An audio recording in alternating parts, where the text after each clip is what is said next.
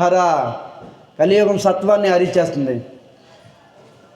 Timepass కానీ కూర్చుంటారు ప్యాకెట పండక్కి, అదే పెద్ద జోజం అయిపోతుంది పండగలకి.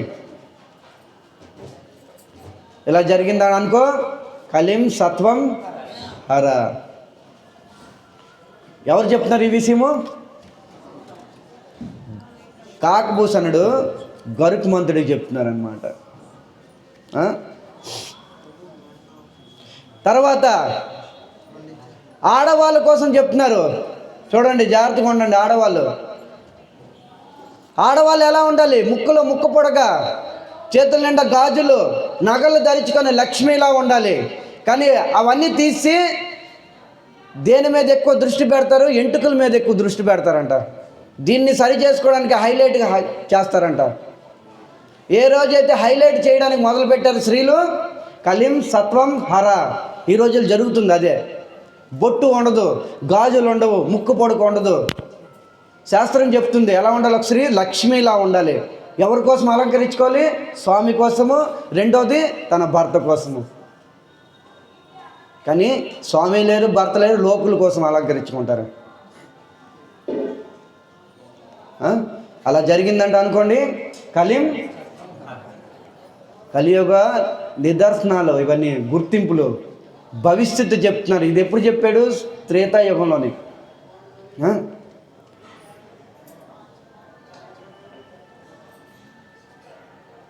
తర్వాత కలియుగంలో ఆయుష్ తక్కువ.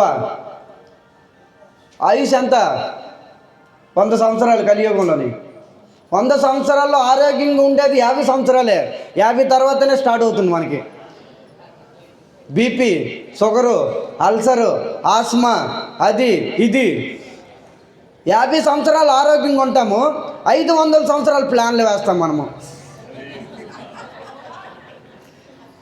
మన ప్లాన్లు ఎలాంటివి? 500 సంవత్సరాలు.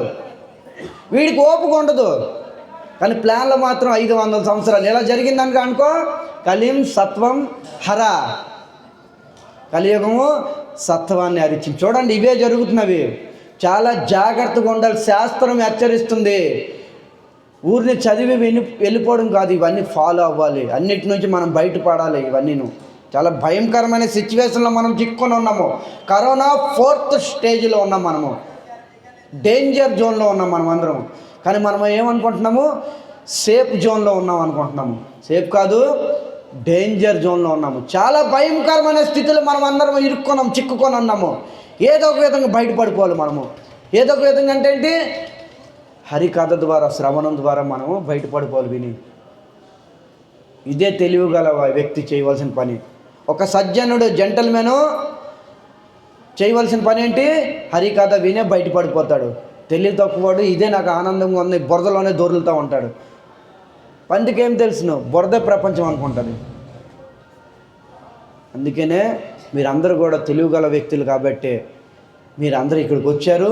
భాగవత శ్రవణం చేసి ఈ కలియుగం దుస్థితి నుంచి బయటపడిపోండి. మీతో పాటు నేను కూడా. అందరూ, ఎవరేమి ఎక్కువ కాదు తక్కువ కాదు, పెద్ద పెద్ద సన్యాసులు చిక్కుకొని ఉన్నారు. కలిం సత్వం హర. ఇలాంటి భయంకరమైన కలియుగంలో మీలాంటి సాధు మహాత్ములు వచ్చారు. ఏ సూత గోస్వామి 2 చేతులు జోడించారనమాట. మీరు కూడా జోడించండి. 2 చేతులు జోడించి, ఏ సూత గోస్వామి ఇలాంటి భయంకరమైన మీలాంటి సాధు భక్తులు మహాత్ములు వచ్చారు మార్గదర్శనం చూపించడానికి. మన ఇంటికి ఒక భక్తుడు కానీ, ఒక సాధు సన్యాసి కానీ వచ్చాడంటే, భోజనం తిని వెళ్ళాడంటే, మీరు అనుకోండి ఆకలితో వచ్చి రాలే. మీ భోజనం తిన్నాడు, మీ భోజనంలో ఉన్న పాపాలు, మీ కుటుంబంలో ఉన్న పాపాలు హరించుకొని తీసుకొని వెళ్ళిపోయాడు. ఇది మన ఇంటికి ఎవరైనా భక్తులు, సాధు సన్యాసులు ఎవరైనా వచ్చారంటే వాళ్ళ ద్వారా ముందు తెలుసుకోవాలి ఏం జరుగుతుంది ఏంటనేది. ఇక్కడ అదే చెప్తున్నారనమాట. ఏముంది ఇక్కడ? కర్ణధార ఇవార్జనం ఉందా లాస్ట్లోని శ్లోకం? అంతిమ శబ్దాలు ఏంటి ఉన్నాయి? కర్ణధార, చదవండి. కర్ణధార లాస్ట్లో ఉందా? కర్ణధార. ఇలాంటి భయంకరమైన కలియుగంలోని మీరు ఒక కెప్టెన్ లాగా వచ్చారు నావు తీసుకొని. ఈ భవసాగరాన్ని దాటించడానికి, రైట్? భవసాగరం ఈత కూడా దాటుతామా, నావి ఎక్కి దాటుతామా? మరి శరీరం అనే నావి దొరికింది, మన నావ దొరికింది, మానవ శరీరం అనే నావ దొరికింది, పడవ.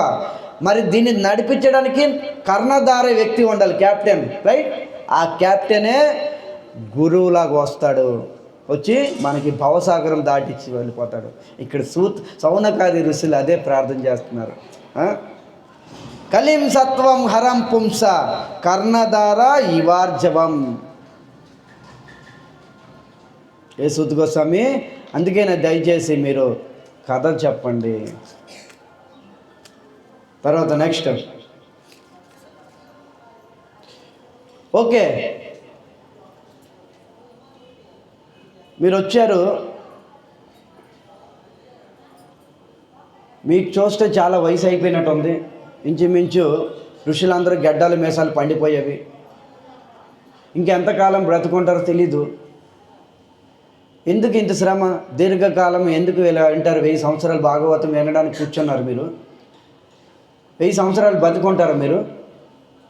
సూత్ గోస్వామి ప్రశ్న ఇచ్చారు అనుకోండి సౌనక ఋషులకి. అప్పుడు సౌనక ఋషులు ఛాలెంజ్ చేసి చెప్తున్నారనమాట, బతికుంటాం 1000 సంవత్సరాలు, 1000 సంవత్సరాలు గ్యారంటీగా బతుకుంటాము. మీరు 1000 సంవత్సరాలు కంటిన్యూ కథ చెప్పండి, 1000 సంవత్సరాలు మేము బ్రతుకుంటాం. కారణము, యమధర్మరాజు తన ఫ్యాక్టరీకి తాళం వేసి ఇక్కడ సభలో కూర్చుంటాడు. యమధర్మరాజు తన ఫ్యాక్టరీకి తాళం వేసి తన సైన్యంతోనే వచ్చి సభలో కూర్చుంటాడు. ఇక యమధర్మరాజు ఫ్యాక్టరీ క్లోజ్ అయిపోతే ఇక చిత్తాపత్రాలు ఎవరు రాస్తారు, ఆయుష్ ఎవరు లెక్క చేస్తారు చెప్పండి? ఇక అంటే దాన్ని బట్టి మనకేం అర్థమైంది? మనం కూడా జీవించి ఉంటాం. 7 రోజులు భాగవతం శ్రవణం, ఎన్ని గంటలు శ్రవణం చేస్తే అంత దీర్ఘ ఆయువు పెరిగిపోతుంది మనకి. ఇది దానికి ప్రమాణము ఎన్నో శ్లోకాల్లో ఉంది. ఎక్కడైతే భాగవత సత్సంగం జరుగుతుందో, ఎక్కడైతే భాగవత కథామృతం జరుగుతుందో అక్కడ సమస్త దేవీ దేవతలు, ఋషులు, మునులు, సిద్ధులు, యోగులు, తర్వాత సాక్షాత్ భగవంతుడు కూడా ఆసీనమై ఉంటాడు. ఎత్ర మద్భక్త తిష్ట తత్ర తిష్టామి నారద. ఎక్కడైతే నా భక్తులు గానం చేస్తారో నా గురించి, అక్కడ నేను తిష్ట వేసుకొని కూర్చుంటాను నారద. నా వైకుంఠ నాహం బసామి వైకుంఠ, నేను వైకుంఠంలో ఉండను. యోగినా హృదయేశు, నేను యోగుల్లో కూడా ఉండను. మరి ఎక్కడ ఉంటాడు భగవంతుడు? ఎత్ర గాయత్రి మద్భక్త తత్ర తిష్టామి నారద. నా భక్తులు నా కోసం ఎక్కడైతే గానం చేస్తారో నేను అక్కడ తిష్ట వేసుకొని కూర్చుంటాను. ఇక రాజు వచ్చిన తర్వాత సైన్యం రారంటారా? ప్రధానమంత్రి వచ్చిన తర్వాత అందరూ వస్తారు కదా, మంత్రి మండలి అందరూ కూడా బయలుదేరుతారు కదా, పదండి పదండి పదండి మీ ఫ్యాక్టరీలు తాళాలు వేయండి కూర్చుందాం. ఏమైనా డౌటా? ఇక యమధర్మరాజు తన ఫ్యాక్టరీకి తాళం వేసిన తర్వాత మనకి ఇంకా ఆయువు లెక్క పెడతారు ఎవరు? ఈ సిద్ధాంతాన్ని స్థాపించారనమాట సౌనక ఋషులు. మీరు చెప్పండి, మేము వింటూ ఉంటాము. చూడండి, జీవితంలో అందరికీ ఇబ్బందులు వస్తాయి, అందరికీ సమస్యలు వస్తాయి. సమస్య లేని వ్యక్తి లేడు. జీవితం అంటేనే సమస్య, రైట్? అవునా కదా? జీవితం అంటే సమస్య. మరి ఈ సమస్యతో పోరాడము భాగవత శ్రవణం ద్వారా పోరాడాలి. శ్రీమద్ భాగవతము సర్వ ప్రశ్నలకు సమాధానము. శ్రీమద్ భాగవతము సర్వ ప్రశ్నలకు సమాధానము. అందుకనే పెద్ద పెద్ద భక్తులకి, పెద్ద పెద్ద రాజులకి ఎప్పుడెప్పుడైతే జీవితంలో ఎదురు దెబ్బతిన్నారో వాళ్ళందరూ కూడా ఎక్కడికి వెళ్ళారు?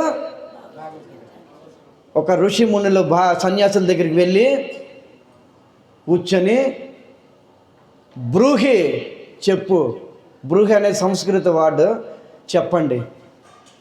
అర్జునుడి సమస్య వచ్చింది, ఎవరి దగ్గరికి వెళ్ళాడు? కృష్ణుడి దగ్గరికి వెళ్ళి శరణాగతి పొందాడు. బ్రూహి, కృష్ణ చెప్పు, దట్స్ ఇట్, నువ్వు చెప్పు. అర్జునుడు అడగొచ్చు, కృష్ణ నువ్వు దేవాది దేవుడు, నువ్వు ఏదో మాయా మంత్రం చేసి వీపి మీద విభూతి రాల్చి చిటికా చేసి వీపి మీద కొట్టి తల మీద కొట్టి ఏదో చెయ్యు, ఈ కురుక్షేత్ర యుద్ధం సమాప్తం చేసి ఒక క్షణంలోని అనొచ్చు. కానీ అలా అనలే. అలాగా ఏం చేశాడు? బ్రూహి, కృష్ణ నిశ్చితం, బ్రూహి నిశ్చితం, యత్ శ్రేయ యత్ ప్రియ అనలే. భగవద్గీత శ్లోకము మొట్టమొదట్లో ఉన్నది యత్ శ్రేయ బృహి నిశ్చితం. కృష్ణ, నా శ్రేయస్సు కొరకు, నా శ్రేయ కొరకు నువ్వు చెప్పు, నేను వింటాను. దట్స్ ఇట్, అంతే. ఇది నేర్చుకోవాలి. అక్కడ చూడండి, శ్రేయ అన్నారు కానీ ప్రియ అనలే. భగవద్గీత శ్లోకం. ప్రియకి శ్రేయకి చాలా ప్రియ అంటే శరీర తృప్తి, శ్రేయ అంటే ఆత్మ కళ్యాణము. ప్రియ అంటే ఏంటి? శరీర తృప్తి. శ్రేయ అంటే లోపల ఉన్న జీవాత్మ తృప్తి. ఇక మనకేది కావాలి చెప్పండి? ఆత్మతృప్తే, శరీర తృప్తే? లోపల ఉన్న జీవాత్మ తృప్తి. అర్జునుడు అందుకే అన్నాడు, యత్ శ్రేయ బ్రూహి నిశ్చితం. కృష్ణ, మీరు చెప్పండి, ఈ రోజు నుంచి మీరు మాకు గురువులు, నేను అంతే. ఎవరెవరికైతే ఇబ్బందులు వచ్చావో, ఎవరెవరికైతే సమస్యల్లో చిక్కుకున్నారో వాళ్ళందరూ కూడా ఇదే ప్రశ్నించారు. బ్రూహి. ఇక్కడ కూడా వీళ్ళకి సమస్య వచ్చింది. ఏం సమస్య? కలిమాగతం, కలియుగం వచ్చింది. ఇది తెలుసుకొని ఏం చేశారు? సూత గోస్వామి దగ్గరికి వెళ్ళారు. 23వ శ్లోకము. బ్రూహి యోగేశ్వర కృష్ణే బ్రాహ్మణ్యే ధర్మవర్మణి త్వాం కాష్ట మధు నోపేతే, త్వాం కాష్ట మధు నోపేతే ధర్మం కం శరణం గత, ధర్మం కశరణం గత. ఇది ఏ సూత గోస్వామి, బ్రూహి, మీరు చెప్పండి, కేవలం మీరు చెప్పండి. చెప్పడంతోనే శ్రేయ అవుతుంది. ఎప్పుడు కూడా వినడంతోనే శ్రేయ అవుతుంది. మీరు గుర్తుంచుకోండి. ఎప్పుడైతే భాగవతం మీరు విన్నారో అన్ని సమస్యలకి పరిష్కారం అయిపోతుంది. ఒక భక్తుడి దగ్గర, ఒక మహాత్ముడు, ఒక సన్యాసి దగ్గర ఇదే విషయము నరోత్తమ దాసుల వారు గురు అష్టకంలో చెప్తున్నారన్నమాట. గురుముఖ పద్మవాక్య చిత్తేతే కరియ ఐక్య, ఆరనా కొరేనా మానే ఆశా. ఏం చేయాలి? గురుముఖ పద్మవాక్య. గురువు ద్వారా, గురువు అందుబాటులో లేకపోతే ఒక వరిష్ఠ భాగవత మర్మరాసం ఎరిగిన వాడి దగ్గర కూర్చొని ఆయన ద్వారా వినాలి. ఆ వాణియే సపోర్ట్ చేస్తుంది మనకి. హృదయము చిత్ అనేది హృదయము శుభ్రం అవుతుంది. ఆరేనా కరే మనే ఆశ. ఇంకేమీ లేదు నా మనసులో ఆశ అనేది, ఇంకేమీ లేదు నాకు, ఇంకేం ఆశ లేదు. ఒకటే ఆశ, మీరు చెప్పండి, నేను వింటాను. ఇది ఉండాలి మనకి. ఈ ఫీలింగ్స్, ఈ భావన రావాలి. ఎప్పుడైతే ఈ విధంగా అనుకుంటారో వాళ్ళ జీవితంలో ముందుకు వెళ్తారు, ఎదుగుతారు. భక్తిలోని, స్పిరిచువల్లో ఎదుగుతారు, నో డౌట్. తర్వాత ఆధ్యాత్మికంలో కూడా ఎదుగుతారు. భగవంతుడికి అత్యంత ప్రీతిపాత్రలు అయిపోతారు. ఇక్కడ అదే చెప్తున్నారు అన్నమాట. బ్రూహి, చెప్పండి అందరు కూడా. బ్రూహి యోగేశ్వర కృష్ణే బ్రాహ్మణ్యే ధర్మవర్మణి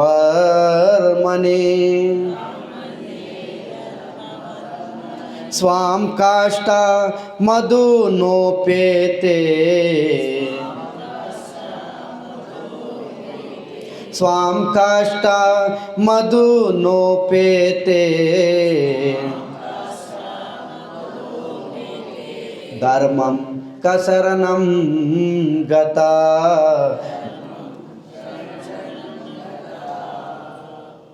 ఈ విధంగా శ్లోకాలు చదివితే సరళంగా అర్థమైపోద్ది. ఈ విధంగా చదవాలన్నమాట. మొట్టమొదటి ప్రశ్న. ఎన్ని ప్రశ్నలు భాగవతంలో? ప్రశ్నలు గుర్తుంచుకోండి. మొట్టమొదటి ప్రశ్న ఇక్కడ అడగబోతున్నారు. ఎవరికి అడగబోతున్నారు? సౌనకులు సూత గోస్వామిని అడగబోతున్నారు. ఏమని ఉంది? ఏ సూత గోస్వామి స్వాం కాష్ట భగవంతుడు ఈ లోకం నుంచి పరలోకం వైకుంఠం వెళ్ళిపోయాడు తన లోకంకి. లీలలు చేశాడు కదా భగవంతుడు వచ్చి, శ్రీకృష్ణుడు, శ్రీరాముడు కానీ శ్రీకృష్ణుడు కానీ అనేక లీలలు చేశాడు కదా. స్వాం కాష్ట భగవంతుడు లీలలు అయిపోయిన తర్వాత, భగవంతుడు వైకుంఠం వెళ్ళిపోయిన తర్వాత ధర్మం కా శరణం ఏముంది? గత ఉందా? ధర్మము ఎవరు శరణాగతి పొందింది మాకు చెప్పండి. ప్రమాణం మీరు చెప్తే ఒప్పుకుంటాను నేను. నాకు ప్రమాణం కావాలి. ఓకే, రైట్ ఆన్సరే ప్రమాణం. ధర్మం శరణాగత, దాని ప్రమాణం కూడా ఇవ్వాలి కదా. ఎలా నమ్ముతారు? నమ్మాలంటే ప్రమాణం ఉండాలి. Okay, right. ఓకే, ఇక్కడ ఏం చెప్తున్నారు? ధర్మము ఎవరు శరణాగతి పొందింది ఇక్కడ చెప్తున్నారు అన్నమాట. కృష్ణే స్వధాంనే భగవంతుడు వెళ్ళిపోయిన తర్వాత ఎవరు శరణాగతి పొందిందా అంటే దీనికి జవాబు చెప్తున్నారు 1.343. నోట్ చేసుకోండి, లేదంటే మీ భాగవతం ముందుగా ఓపెన్ చేయండి. 3వ అధ్యాయము 43వ శ్లోకం. ఫటాఫట్.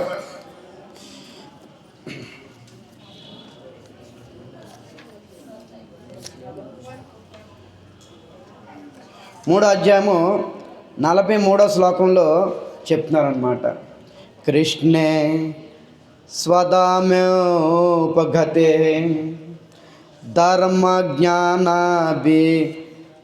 ధర్మజ్ఞానాదిభి సహ కలౌ నష్టదృశమేష పురాణర్కోదో నిదతం.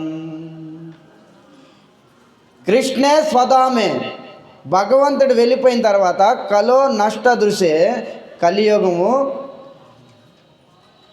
అంధకారమే. కలియుగంలో ఈ కలియుగం వచ్చింది, ధర్మం నష్టమైపోయింది. ఇక్కడ చెప్తున్నారు కలియుగంలో మానవులు అంధులైపోయారు. మరి అంధులైపోయిన మానవులు జ్ఞానము కోల్పోయారు అందరూ కూడాను. మరి మేము ధర్మ కార్యం చేయాలంటే దానికి ప్రమాణం ఏంటి? మేము ధర్మం చేయాలంటే ఈ ధర్మం యొక్క ఐడియల్ ఎందులో ఉంది మాకు చెప్పండి. మనం ఏదైనా కార్యం చేయాలంటే ఇది ధర్మం అధర్మం తెలియాలి కదా మనకి. మరి తెలియాలంటే ఎలా తెలుసుకోవాలి? దేని ద్వారా? నేను చెప్తే ధర్మం అవుతుందా? మీరు చెప్తే ధర్మం అవుతుందా? దానికి ఐడియల్ ఏది? ప్రమాణము. ఇక్కడ సూత గోస్వామి 3వ అధ్యాయంలో చెప్తున్నారనమాట. ఏంటి? పురాణర్కో ఉందా? పురాణర్కో అధునా ఉదితం. శ్రీకృష్ణుడు వెళ్ళిపోయిన తర్వాత భాగవత రూపమైన సూర్యుడు ఉదయించింది. ఇది హరే కృష్ణ బరీ బోల్ చెప్పండి.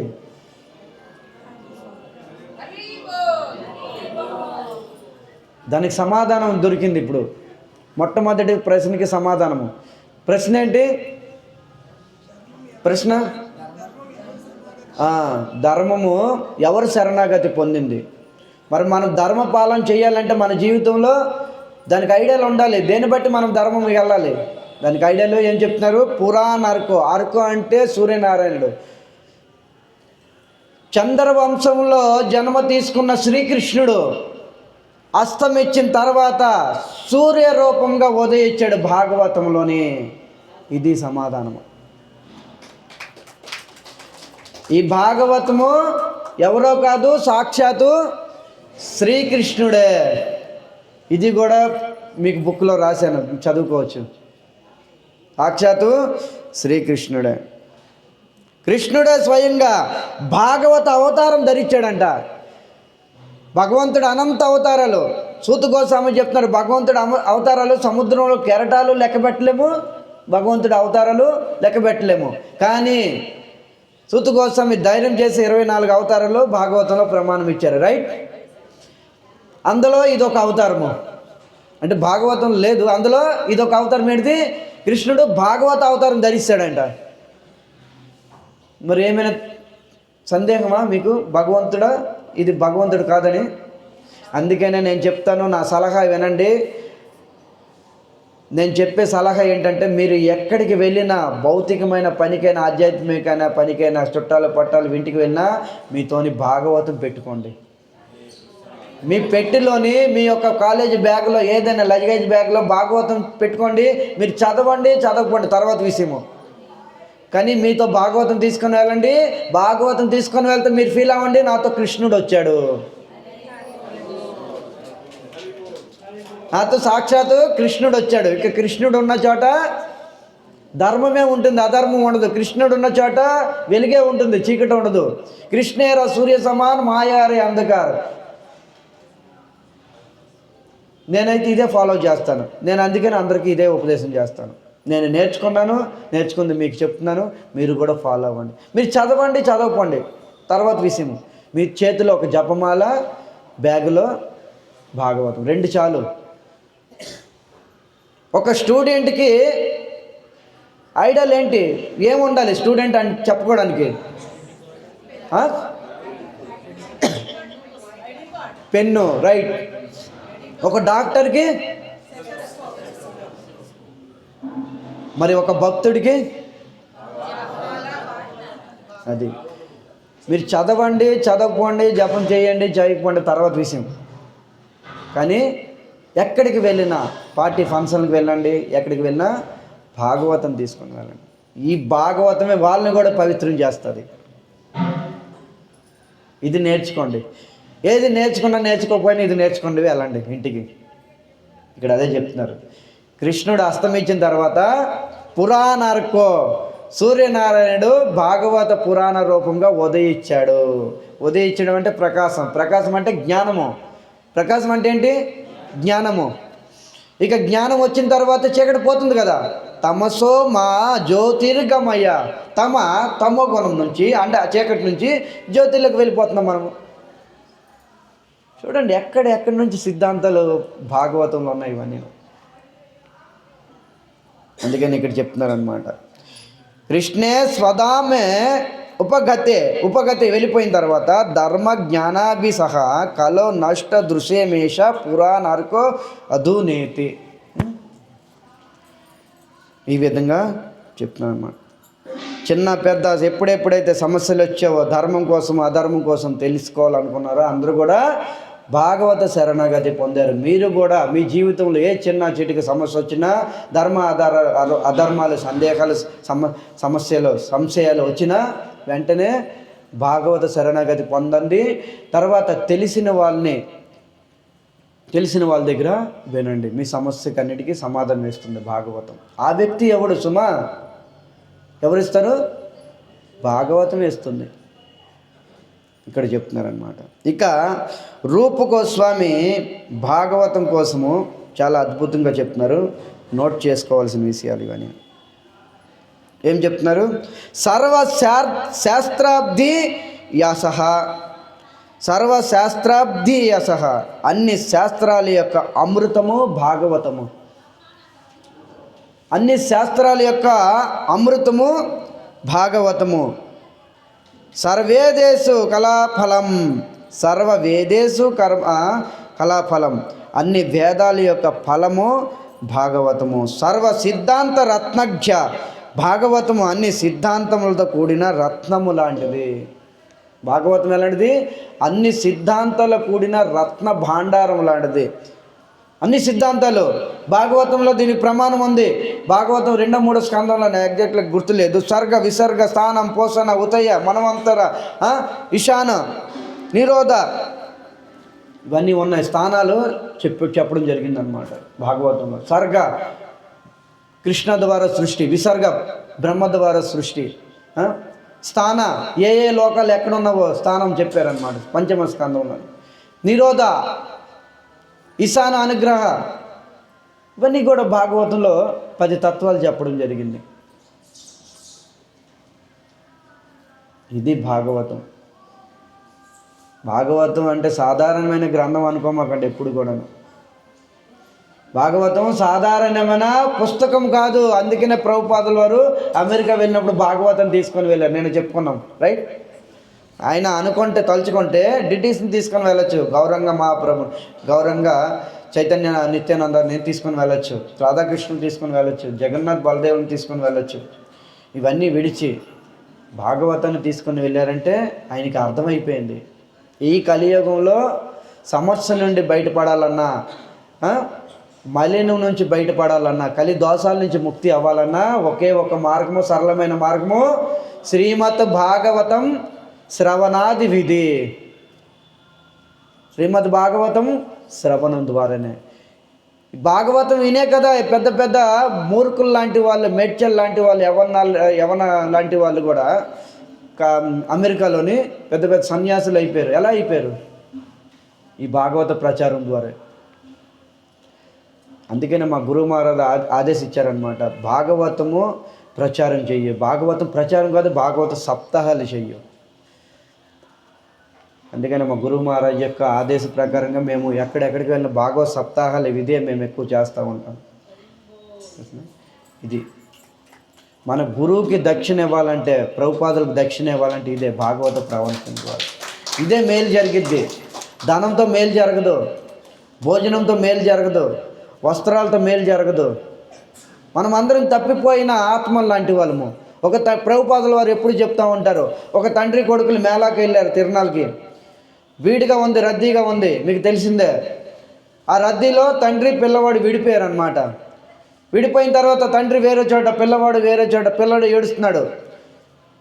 ఏడుపు చూసి 10 మంది వచ్చారు, 4 వ్యక్తులు వచ్చారు. ఒక వ్యక్తి ఏమో పిల్లవాడు ఏడుపు చూసి భోజనం పెట్టాడు, భోజనం తిన్నాడు. తర్వాత మళ్ళీ ఏడుపు స్టార్ట్ చేశాడు. ఇంకొక వ్యక్తి వచ్చాడు, అరే పిల్లవాడికి చాక్లెట్లు కావాలి గోలా అని చాక్లెట్ ఇచ్చారు. చాక్లెట్ తిన్నాడు, మళ్ళీ ఏడ్చాడు. ఇంకొక వ్యక్తి వచ్చాడు, డబ్బులు కావాలేమో, డబ్బులు పెట్టి వెళ్ళిపోయాడు. అయినా సరే ఏడుపు ఆకలే. ఇంకొక వ్యక్తి వచ్చాడు, చలిగా ఉందేమో, కంబలు దుప్పటి కప్పాడు. కప్పుకుని తర్వాత మళ్ళీ ఏడుపు స్టార్ట్ చేశాడు. మీలాగే ఒక వ్యక్తి వచ్చి ఈ ఏడుపు కారణం తెలుసుకొని వాళ్ళు ఏం చేశారు, పోలీస్ స్టేషన్కి అప్పచెప్పారనమాట. ఆ పోలీస్ స్టేషన్లో చెప్పారనమాట ఆ పోలీసులు ఏమని, అరే ఇప్పుడే తండ్రి వచ్చి కంప్లైంట్ చేశారు.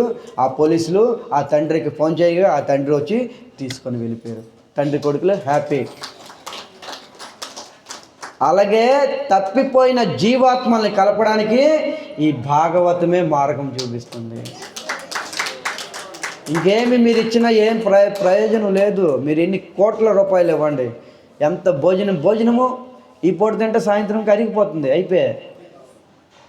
ఎన్ని కోట్ల రూపాయలు ఒక క్షణంలో నాశనం అయిపోతాయి. నిలబడేది శాశ్వతంగా ఏడిది భాగవత శ్రవణము. ఇది భాగవతం అద్భుతమైన చమత్కారం అన్నమాట. అందుకని ఇక్కడ చెప్తున్నారన్నమాట,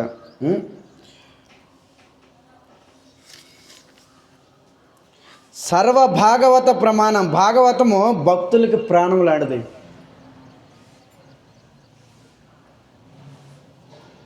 భాగవతంని ఎవరు ప్రేమిస్తారు? వైష్ణవులు ప్రేమిస్తారు. మీరు వైష్ణవులేనా? నిజమైన వైష్ణవుడైతే భాగవతాన్ని ప్రేమించాలి. నేను కాదు, 12వ స్కందంలోనే సూత గోస్వామి సౌనకాది ఋషులు చెప్తున్నారు. మీరు తర్వాత వెళ్ళి తిరగేసుకోండి. శ్లోకము అధ్యాయం నాకు అంతకు గుర్తులేదు. 12వ స్కందంలో దీని మీద నేను క్లాస్ కూడా ఇచ్చాను. 7 రోజులు, ఒక్క శ్లోకం మీద 7 రోజులు.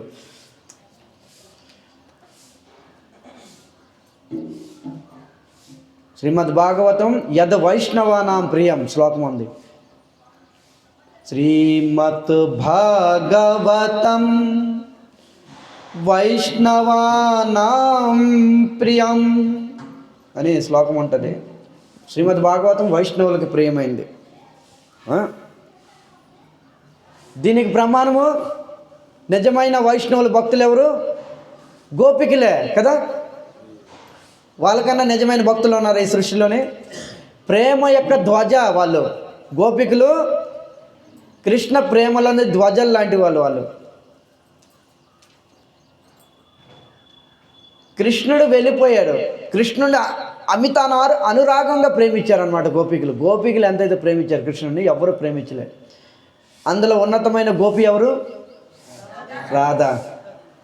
గోపికల్లోనే ఉన్నతమైంది రాధ.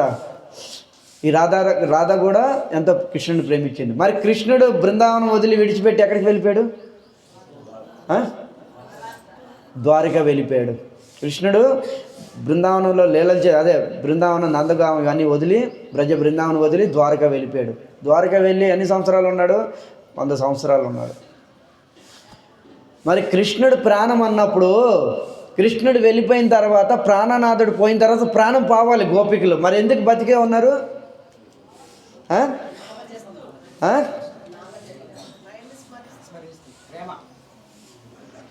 ఒక చేపకి ప్రాణం ఏంటి? నీటి మీద అనేక జీవరాశులు ప్రాణము. నీటిలో అనేక జీవరాశులు ఉంటాయి. ఓకే, తాబేలుకి నీళ్ళు అంటే ప్రాణము, కప్పకి కూడా ప్రాణము, మొసలికి ప్రాణమే, పాములకి ప్రాణమే. కానీ ఎంతైతే చేపకు ఉంటుందో అంత ప్రేమ అన్ని జీవులకి ఉండవు కదా. ప్రేమ నీటి మీద ప్రేమ ఎక్కువ ఎవరికి ఉంటుంది? చేపకే.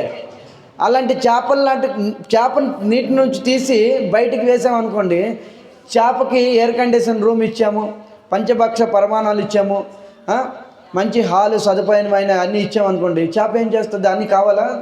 మీరు ఏం వేస్తే ఏం సుఖము? నాకు ప్రాణం నీరే, అందుకే నీటిలో వేసి. అలాంటి ప్రాణమైన కృష్ణుడు వెళ్ళిపోయిన తర్వాత వీళ్ళు ఎందుకు బతికి ఉన్నారు? దానికి ప్రమాణము గోపీగీత. ఎందుకు ఉన్నాము అని ప్రశ్నించామనుకోండి, నేనే గోపికలు ప్రశ్నించాను అనుకోండి, అప్పుడు గోపికలు చెప్తున్నారనమాట, తవ కదామృతం తప్త జీవనం కవి బిడీడితం అల్మసాపహం శ్రవణమంగళం శ్రీమదాతతం భువి గృహంతి ఏ భూరిదా జన. ఏం చెప్తున్నారు? తవ కథామృతం. ఏ కృష్ణ, నువ్వు వెళ్ళిపోయావు, మేము బతికే ఉన్నాము. దానికి కారణము మీ కథామృతం శ్రవణంతోనే మా ప్రాణం మళ్ళా లేచి వచ్చింది. లేదంటే ఎప్పుడో పోయేవాళ్ళం, మేము ఆల్మోస్ట్ పోయాము. మళ్ళా జీవం దొరికిందంటే తవ కథామృతం, మీ కథామృతం ద్వారా వెళ్ళిపోతున్న ప్రాణము తీసుకొని వస్తుంది భాగవత కథామృతం. పోయిన పంచప్రాణాలు తిరిగి వస్తాయి భాగవత కథామృతం. గోపికలు ఇచ్చారు ఐడియా, ప్రమాణం ఇచ్చారు. ఇంకేమైనా ఉంటుందా మనకి? తవ కథామృతం తప్త జీవనం. మేము తప్పిస్తున్నాము, ఎన్నో విధాలుగా మేము తప్పిస్తున్నాము.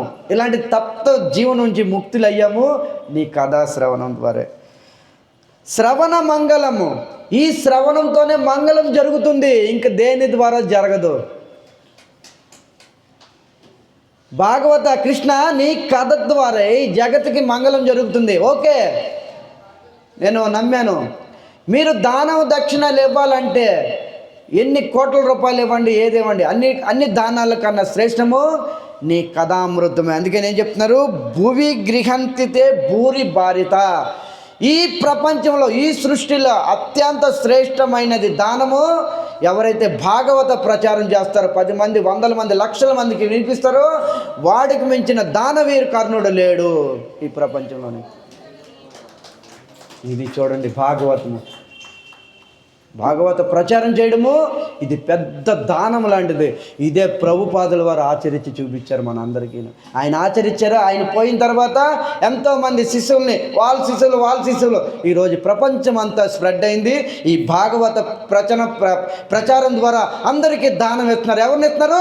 కృష్ణ కథామృతం. హరే కృష్ణ హరే కృష్ణ కృష్ణ కృష్ణ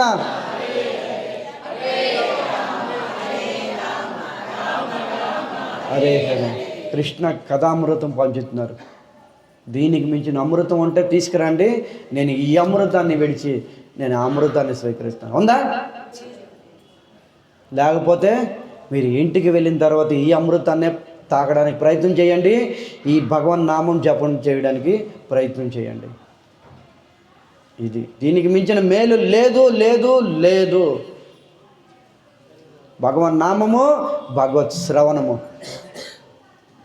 భగవంతుడి కన్నా శ్రేష్టము. ఈ రెండు, భగవంతుడి నామము శ్రేష్టమే, భగవంతుడి కథ శ్రేష్టమే. ఎలాగంటే మీకు ఉదాహరణ చెప్తాను. ప్రతిదీ కూడా ఉదాహరణ ఇస్తేనే మీకు అర్థమవుతుంది. సరళంగా చెప్తున్నాను. భగవంతుడి కన్నా శ్రేష్టం భగవన్ నామ, భగవంతుడి కన్నా శ్రేష్టము భగవంతుడి కథ. కథ అర్థమైపోయింది చెప్పేశాను. భగవంతుడి కన్నా శ్రేష్టము భాగవతము. ఓకే, భగవంతుడు సాక్షాత్తు భాగవత రూపం ధరిస్తాడు. మరి భగవంతుడి కన్నా శ్రేష్టం భగవన్ నామం ఎలా? మీరు బ్యాంకుకి వెళ్ళారు ఎప్పుడైనా? బ్యాంక్కి వెళ్ళారు, మీ దగ్గర ధనం ఉంది, మీ బ్యాంకులో ధనం మీరు డ్రా చేసుకోవాలంటే ఏం చేస్తారు? ముందు చెక్ వేస్తారు. చెక్ వేయగానే మీరు దాని మీద ఫిగర్ రాస్తారు, ఇంత సంఖ్య కావాలనేసి. బ్యాంక్ మేనేజరు, క్యాషియరు మీకు బాగా సంబంధి, పరిచయమే. మీ సిస్టర్ అవ్వచ్చు, బ్రదర్ అవ్వచ్చు, తల్లి అవ్వచ్చు, తండ్రి అవ్వచ్చు, రైట్? అయినా సరే వెళ్ళగానే మీ ముఖం చూసి ఇస్తారా? చెక్ ఇచ్చాము, ఫిగర్ రాసాము, డేట్ రాసాము, అడ్రస్ రాసాము. అయినా వాళ్ళు ఏమంటారు?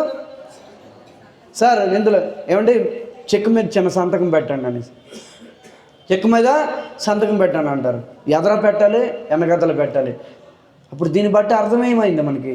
ఆ వ్యక్తి కన్నా విలువైంది వ్యక్తి యొక్క సంతకము. అలాగే కృష్ణుడి కన్నా కృష్ణ రూపమైన సంతకం హరినామం విలువైంది. కృష్ణుడి కన్నా విలువైంది ఏంటి? కృష్ణ నామము.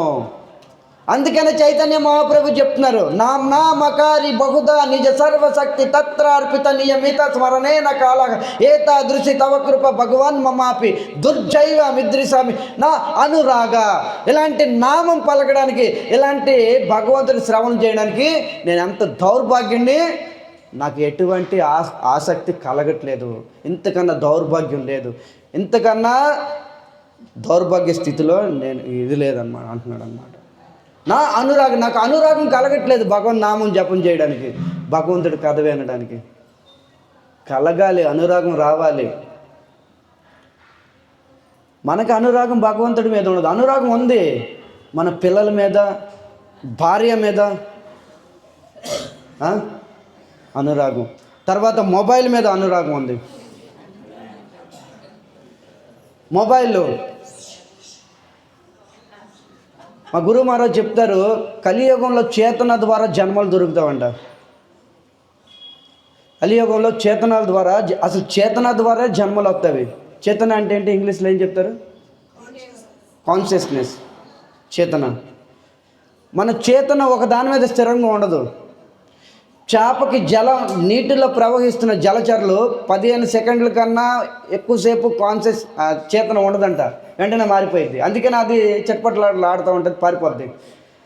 మనము కలియుగంలో అలాగే తయారయ్యాము, ఈ జలచర రాసుల్లాగా. చూడండి, ఇదివరకు పూర్వకాలం సినిమాలు 3-4 గంటలు వచ్చేవి, రైట్? మీకు ఉదాహరణ చెప్తున్నాను. పూర్వకాలం సినిమాలు ఎస్పి రంగారావు, రామారావు గారి సినిమాలు లాంటివి, పౌరాణిక సినిమాలు, సాంఘిక సినిమాలు ఎన్ని గంటలు? 3-4 గంటలు. 2 సార్లు ఇంటర్వ్యూలు అయ్యేవి, తెలిసిన మీకు గుర్తుందా? నేను చిన్నప్పుడు చూశాను. మాయాబజార్ సినిమా లాంటిది, దానవీర సూనకర్ణ ఇలాంటి సినిమాలు 2 సార్లు ఇంటర్వ్యూలు అయ్యేవి. 4 గంటల సినిమాలు, 4 గంటలు మూవీలు పోయేవి. తర్వాత ఏమొచ్చింది? 2 గంటల మూవీలు.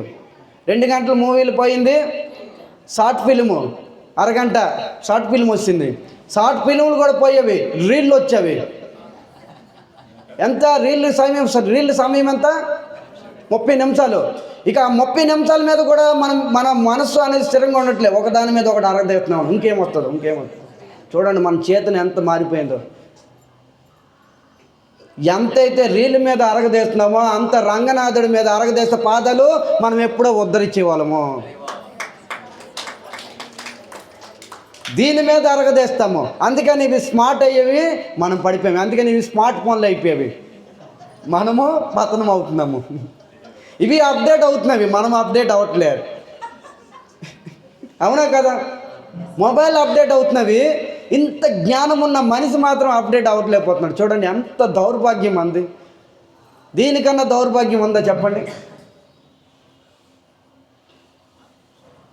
మనకి అనురాగం ఉంది సంసారం మీద, జగత్తు మీద, వస్తువుల మీద, వ్యక్తి మీద, ప్రకృతి మీద. కానీ ఆ ఆకర్షణ అనేది భగవంతుడి మీద ఉండాలి. గౌర్ సుందర్, రాధాకృష్ణ, జగన్నాథ్, భగవత్ స్వరూపం మీద ఉండాలి ఆకర్షణ.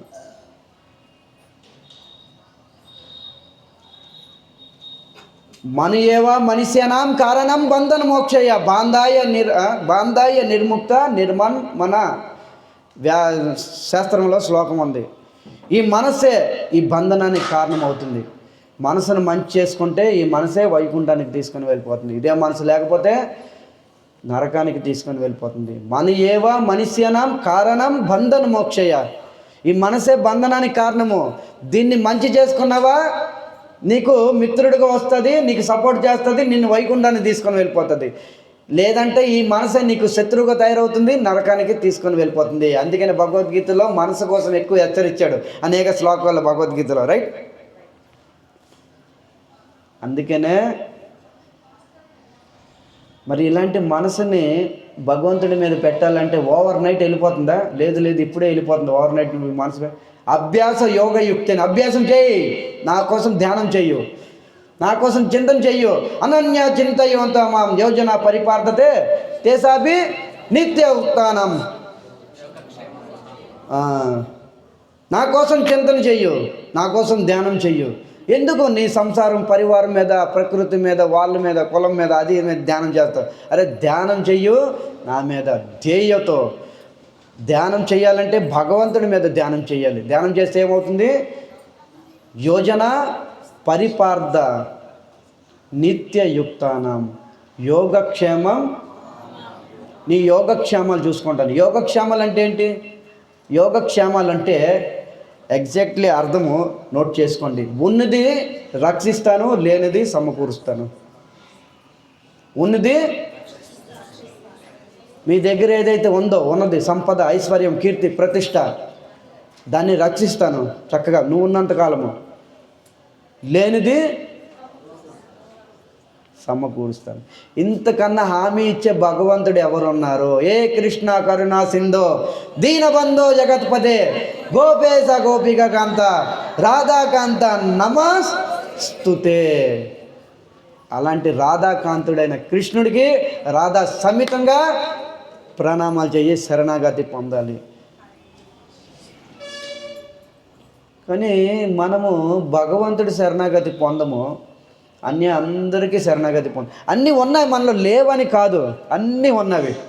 భగవంతుడు చెప్పిన అన్నీ ఉన్నాయి, కానీ ఆపోజిట్ అన్నమాట. అవునా? అన్నీ ఉన్నవి, కానీ దాన్ని ఏం చేస్తున్నాము? ఆపోజిట్గా మనం ఉపయోగించుకుంటున్నాము. అలా కాదు, మనం అన్నీ కూడా భగవత్ సేవలోనే వినియోగించాలి. భగవత్ సేవలే ఇది ఆచరించి ఎవరు చూపించారు? అంబరీష్ మహారాజు. శ్రీమద్ భాగవతము 9వ స్కందం అనుకుంటా, రైట్? 9 రైట్. సవై మన కృష్ణ పదారవిందయో వాచాంచి వైకుంఠ గుణాను వర్ణనే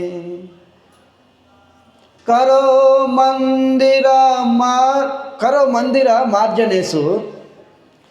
ముందేం చెప్తున్నారు? సవై మన కృష్ణ పదార విందయ్యో. అందరి మనసు కూడా ఎక్కడ ఉండాలి? సినిమా థియేటర్లోనే. సినిమా థియేటర్లో ఉండాలా? ఒక మూవీ చూడడానికి 2 గంటల ముందు వెళ్తాం మనము.